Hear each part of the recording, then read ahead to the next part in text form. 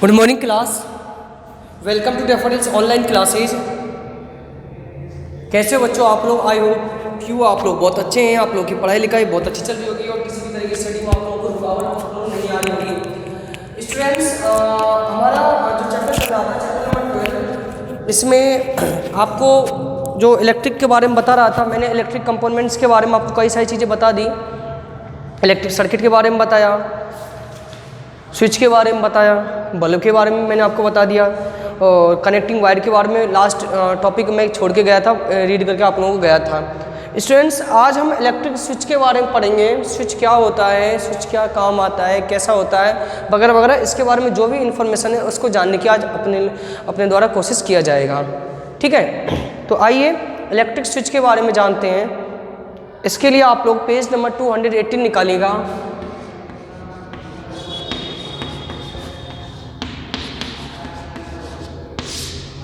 और समझते हैं क्या है।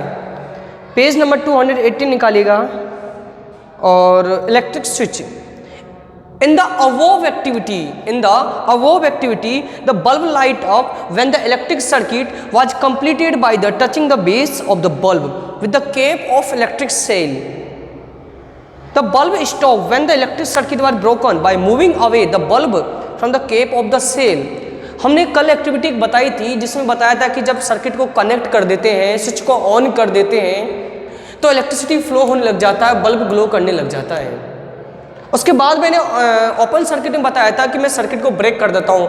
आखिरकार सर्किट को ब्रेक कैसे किया जाता है? आखिरकार सर्किट को ब्रेक कैसे किया जाता है, ये जानने वाली बात है ना। तो उसके लिए स्विच लगाया जाता है, उसमें इलेक्ट्रिक स्विच लगाया जाता है। इस स्विच के द्वारा ही करंट को कंट्रोल करके रखा जाता है, इलेक्ट्रिसिटी को कंट्रोल करके रखा जाता है कि कब हमें इलेक्ट्रिसिटी फ्लो करवाना है, कब हमें इलेक्ट्रिसिटी फ्लो नहीं करवाना है।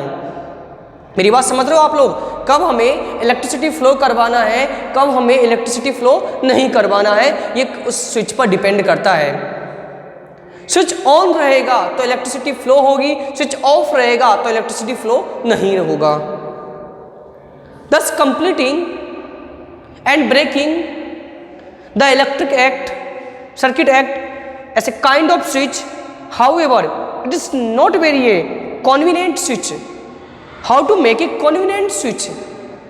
Definition underline करिएगा इस लाइन को। A device by which an electric circuit can be easily completed or broken called an electric switch. एक ऐसा उपकरण जिससे इलेक्ट्रिसिटी को आसानी से रोका जा सके, आसानी से फ्लो करवाया जा सके, उस उपकरण को ही विद्युत परिपथ में जो उपकरण काम आता है, इलेक्ट्रिक सर्किट में जो काम आता है, उसे हम स्विच कहते हैं, कुंजी कहते हैं। ओके, जो आप लोग स्विच बोलते हैं ना, हमारे घरों में बोर्ड में बटन लगा, स्विच ऑन का, फैन ऑफ का बटन, ऑन का बटन जो ऊपर नीचे करते हैं, वो क्या होता है? स्विच ही तो होता है आखिरकार। उसी से हम फैन को ऑफ ऑन, बल्ब को ऑफ ऑन करते हैं। ठीक है, समझ गए? इसके बाद आप नेक्स्ट पेज पे आइएगा, page number 299। Turn the safety pin switch to make connect the with head and turn back is shown figure A and B. You will notice the bulb light up. This is because the electric circuit is closed and electric current flow from the one terminal to other terminal of the cell without break. Note turn the safety pin so that it does not touch the other thumb bat. You will notice that the bulb stop glowing. This is because the electric circuit is broken or the switch is open. Thus no current flow from one terminal to the other terminal of the cell. यानी एक आपको activity के माध्यम से समझाना चाह रहा है कि स्विच क्या होता है। तो क्या किया गया, एक वायर लिया है, उसमें एक आलपिन कनेक्ट कर दिया गया है। जैसे ही आलपिन को कनेक्ट कर देते हैं, जैसे ही आलपिन को हम कनेक्ट करते हैं, आलपिन क्या होता है? मेटल का बना हुआ होता है, उसमें इलेक्ट्रिसिटी फ्लो होने लग जाती है। आलपिन को अलग कर देते हैं, इलेक्ट्रिसिटी फ्लो होना रुक जाता है, ओपन सर्किट हो जाता है, करंट फ्लो नहीं होता है। तो एक तरीके से वो स्विच का ही काम कर रहा है। From this activity we have conclude that, इस एक्टिविटी से हम क्या सीखने को मिले? Electric current flow only a close circuit. Underline करेगा, जो विद्युत धारा होती है ना, जो विद्युत धारा होती है वह सिर्फ बंद परिपथ में ही प्रवाहित होती है, वह सिर्फ बंद परिपथ में ही प्रवाहित होती है। Next point, the current start from the one terminal of electric cell positive terminal and after following through wire and electric device such as bulb come back to the other terminal of the electric cell।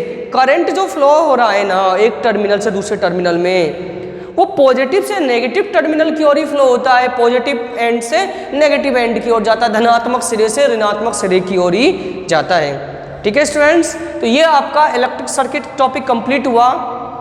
I hope you आप लोगों को नई पहली बार पढ़ने को मिला होगा, काफ़ी सारी चीज़ें सीखने को मिली है। जैसे जैसे हम क्लास का लेवल बढ़ेगा हमको और भी नई नई चीज़ें जानने को मिलेगी। तो स्टूडेंट्स आज के लिए इतना ही काफ़ी है। नेक्स्ट वीडियो लेक्चर में हम नई चीज़ों के साथ जुड़ेंगे, नया टॉपिक नया चीज़ पढ़ेंगे। ठीक है, so thank you students, thank you for watching this video and attend this session.